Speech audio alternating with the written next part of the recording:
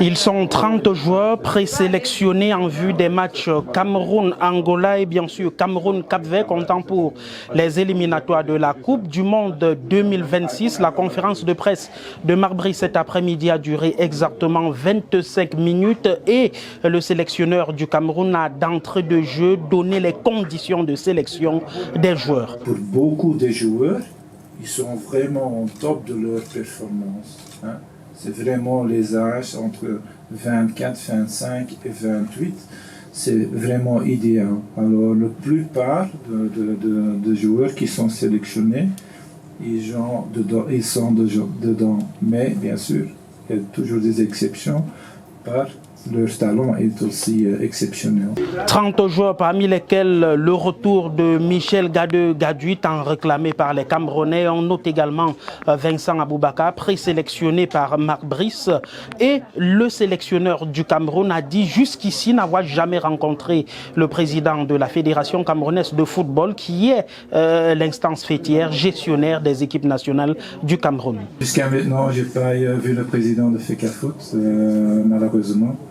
Et j'espère et je souhaite que dans l'avenir, on ait un discours agréable et constructif, et tout pour le bénéfice du peuple de Cameroun. Et je suis disponible pour ça. Et voici du reste sous la houlette du team presse officiel Germain Noël Essengue, la liste complète des 30 présélectionnés de l'équipe nationale du Cameroun. Gardien de but, Simon Omusola, André Onana, Simon Ngapandwendu. Défenseur, Malcolm Bokele, Jean-Charles Castelletto, Ivan Dibango, James Eto, Guy Kilama, Harold Moukoudi, Michael Ngade, Jackson Tchatchoua, Nou Tolo, Christopher Wu, Faye Collins.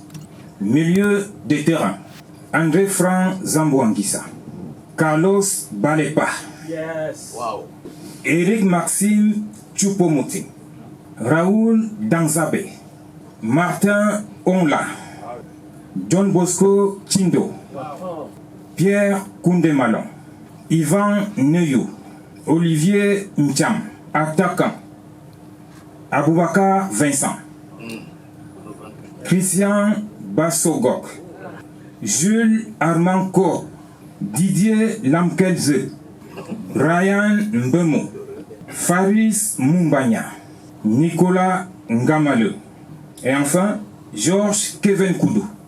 30 présélectionnés, on note un Rémi Melo. Est-ce une fuite en avant?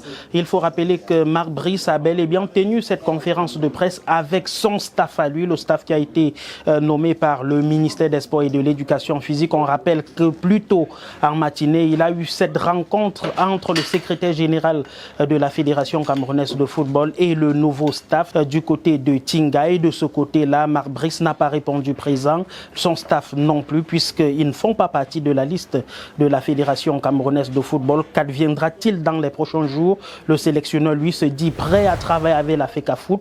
Il faut le rappeler, il est impossible pour le sélectionneur de travailler en dehors de la Fédération camerounaise de football.